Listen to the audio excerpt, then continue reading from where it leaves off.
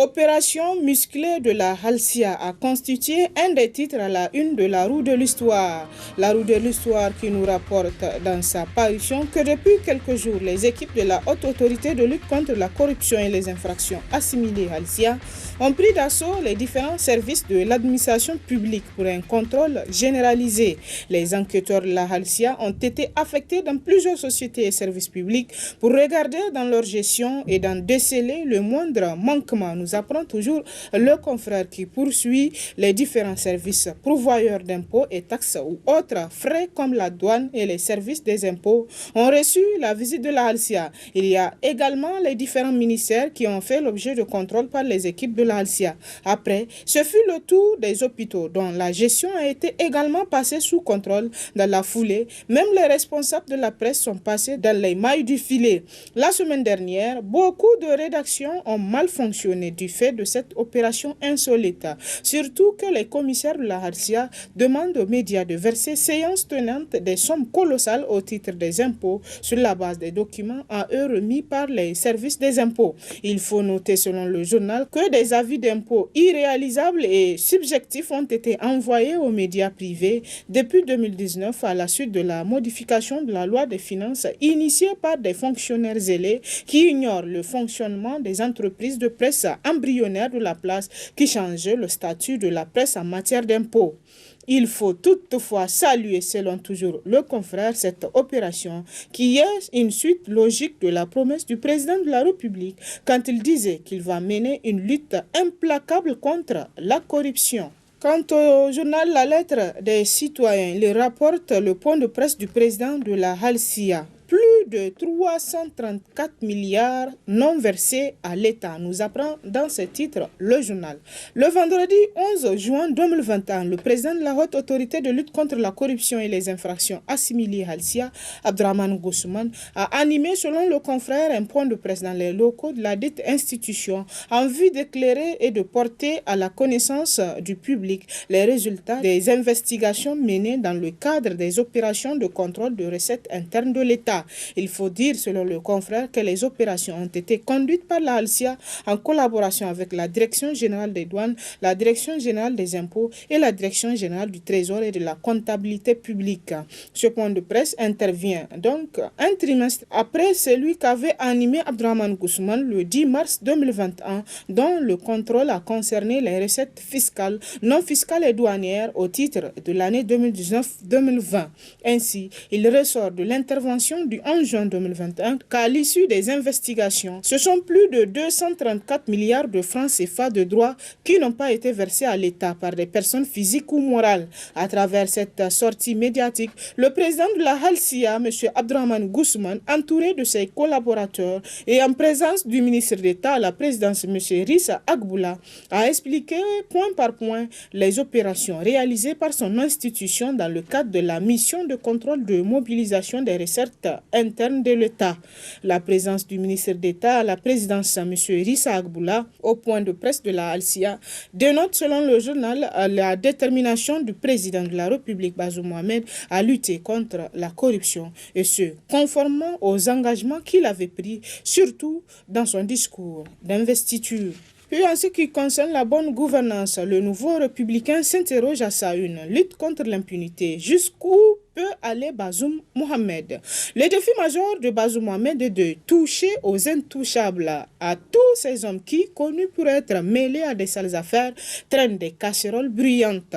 Tant qu'il ne fera pas la lumière sur certaines graves affaires, sur certains dossiers qui ont défrayé la chronique, la communion qu'il cherche avec les Nigériens ne pourra, selon le journal, s'avérer qu'impossible, car à la fin, les uns et les autres reviendront à leur vieil amour pour renouer avec les mêmes inimitiés imparable. Et l'on se demande, selon le journal, si le régime actuel peut avoir le courage d'ouvrir la boîte de Pandore qu'est le dossier du ministère de la Défense, qui, au-delà du crime économique, sait d'oublier d'un crime humain par lequel des familles inconsolées pleurent aujourd'hui encore leurs enfants, des femmes leurs époux, des enfants leurs pères adorés. Cette opération courageuse devra, selon le journal, montrer que les Nigériens, désormais et sous Bazoum, sont égaux, vivant sous les mêmes lois. plus que d'un autre aspect qui consacre l'injustice sous le régime du Soufou, il y avait cette rupture d'égalité qui institue des super Nigériens qui ont droit à tout jusqu'à l'impunité et les Nigériens de seconde zone qui n'ont droit qu'au bannissement,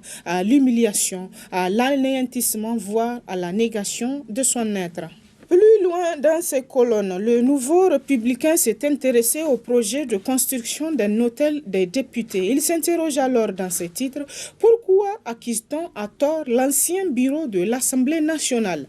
L'affaire de construction de l'hôtel des députés bat son plein ces jours-ci, nous apprend le confrère. En effet, le dit projet est un projet datant de la première mandature du président sortant Issoufou Mahamadou, plus précisément en 2012. D'aucuns croiront de ce fait que le dit projet est à terme. Or, il est loin d'être engagé. Cause, à l'époque, certains députés de la majorité, plus précisément les affiliés d'Issoufou Mahamadou, auraient, selon le journal, décidé de l'annulation du dit marché. Ce parce que ces derniers trouvaient exorbitant le coût des travaux du marché, qui de 3 milliards serait passé à plus de 14. L'on accuse à ce sujet l'ancien bureau de l'Assemblée nationale d'être à la base du rehaussement qu'a connu le montant du dit marché. Par ailleurs, on avance selon le journal que ce rehaussement allait profiter au même bureau, chose que des personnes consciencieuses ne sauraient admettre pour avoir eu connaissance des bases sur lesquelles on fonde et on octroie un marché. Comment le simple fait de vouloir revoir le coût d'un quelconque marché peut-il conduire à son annulation parce que trop exorbitant? À ma connaissance, si le fait de proposer le rehaussement du coût des travaux aurait été perçu comme une duperie pour certains, et même s'il s'avère, je crois que c'est la proposition qui devrait être rejetée et non le projet en question, écrit toujours le confrère, car en agissant de la sorte, l'on découvre combien ce n'est le prétendu rehaussement qui est la cause de l'annulation du marché, puisque s'il en était le cas, c'est le montant qui allait faire soit l'objet d'une nouvelle discussion ou c'est le montant initial qui allait être simplement maintenu. Mais contrairement à la logique, c'est le projet même qui a été annulé, comme si l'intention de l'asseoir n'y était pas. Et prétendre dire que l'ancien bureau avait l'intention de se remplir les poches dans cette affaire, c'est quelque part remettre en cause le crédit que la communauté presque internationale accorde à l'entreprise Soma, conclut le journal. Puis en matière de politique, le journal L'Enquêteur titre dans ses colonnes: décrispation politique face à l'opposition, Bazoum cherche une stratégie. Depuis un certain temps, Bazoum Mohamed est dans une dynamique de concertation avec les forces vives de la nation. Le chef de l'État a-t-il l'intention d'en faire de même avec l'opposition politique? Est-il dans une logique de désescalade? S'interroge le journal. Cela fait un peu plus de 2 mois et demi que Bazoum Mohamed est aux commandes de l'État. Il dirige, il avance à son rythme. Il a passé le clair de son temps à rencontrer les corps intermédiaires. Après une réunion axée sur les secteurs des télécommunications, il s'est entretenu avec les représentants des centrales syndicales de l'éducation. Le 7 juin 2021, il a reçu les dirigeants de quelques organisations de la société civile. Cette dernière entrevue revêt la forme d'une décision contenue dans son discours d'investiture. En tout cas, je m'engage résolument à mettre fin à certains malentendus qui ont pu avoir cours entre nous et certains acteurs de la société civile ces dernières années, a-t-il dit. Rappelle le journal pour qui le premier pas dans ce sens est ainsi franchi. Cependant, l'initiative que tout le monde attend de Bazoum Mohamed est sans contexte celle d'une rencontre avec ses adversaires politiques réunis au sein de la coalition CAP 2021, ACC et FRC. Malam Mamansani, secrétaire général du Modern Falumana, n'a pas manqué de rappeler au président de la République les différents leviers qui s'offrent à lui dans ce sens. Ce pays est doté d'un certain nombre d'institutions et de structures chargées dans tous les domaines de prévenir ou de régler les conflits ou politiques ou sociaux, a-t-il récemment affirmé. En clair, le journal estime que si tant est-il qu'il désire réellement discuter avec l'opposition politique, Bazoum Mohamed a l'embarras du choix concernant la procédure et le format du dialogue à privilégier.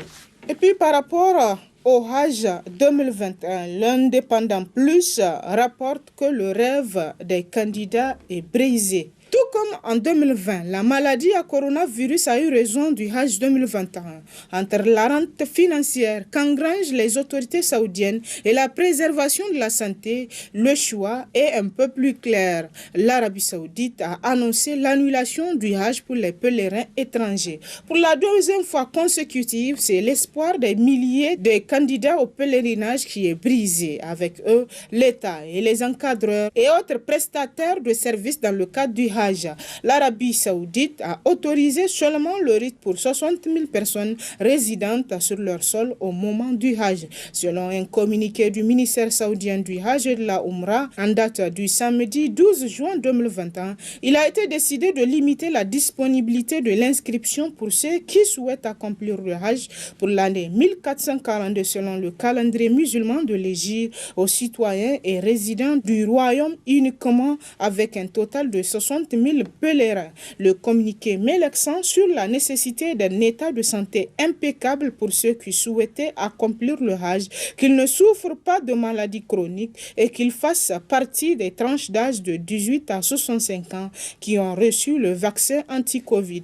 Au Niger, le journal nous apprend que c'est avec stupéfaction et découragement que les acteurs ont appris la décision des autorités saoudiennes par le biais du Haut Commissariat au Hajj et à la Umrah Koho le mardi 15 juin 2021. Aussitôt annoncée, cette décision est diversement appréciée par les citoyens. Pour certains, elle est salutaire car la santé prime sur l'économie. Pour d'autres, cette annulation constitue un abus d'autorité du fait que le Hajj, cinquième pilier de l'islam, est un droit pour tout musulman qui dispose des moyens. Par conséquent, le journal estime que les autorités saoudiennes ne devront pas unilatéralement prendre la décision d'annulation. Ce qui pose, selon le journal, le dilemme des agences de voyage. Après 2 ans d'attente et une décision tardive d'annulation du Hajj, les agences et les pèlerins sont dans l'amertume et pourtant, l'espoir était permis avec la tenue de la Umrah cette année, contrairement à l'année 2020. L'heure est à la gestion de la situation qui en découle, écrit toujours le journal pour qui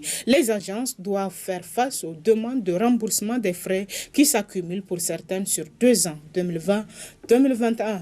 Et pour finir, le courrier rapporte à sa une Issoufou face à son passif, le rouleau compresseur bientôt en marche. Bazoum Mohamed a décidément du pain sur la planche. Son prédécesseur ne lui a pas particulièrement facilité la tâche.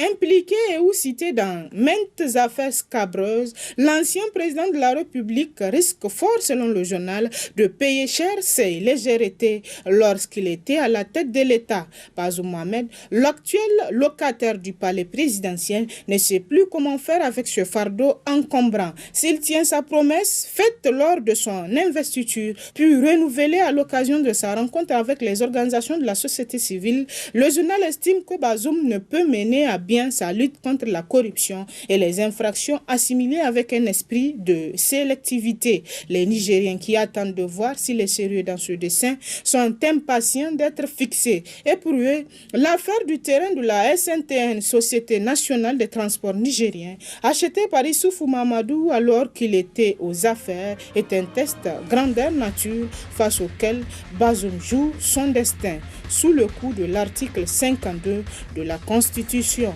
Et c'est l'essentiel de l'actualité à travers les journaux cette semaine. Très bonne lecture et à la semaine prochaine, Inch'Allah.